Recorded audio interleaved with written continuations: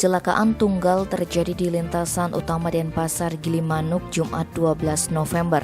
Tepatnya di lingkungan Banjar Samsan, Desa Samsam, Kecamatan Kerambitan.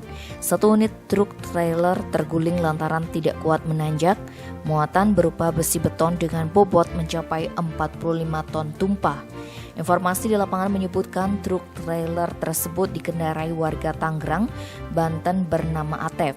Ketika tiba di lokasi kejadian, selang angin truk tersebut mendadak jebol sehingga rem tidak berfungsi. Saat itu truk berada di pertengahan tanjakan melengkung ke kiri karena tidak kuat melewati jalan tanjakan. Truk tersebut langsung berjalan mundur, kemudian terperosok di kiri jalan. Kapolsek Kerambitan Kompol Bambang Gedearta yang membenarkan kejadian itu, proses evakuasi berlangsung selama kurang lebih 7,5 jam. Akibat peristiwa itu pihaknya mesti memberlakukan sistem buka tutup di jalur tersebut.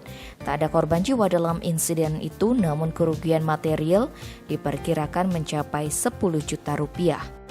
Tim Bali Express melaporkan.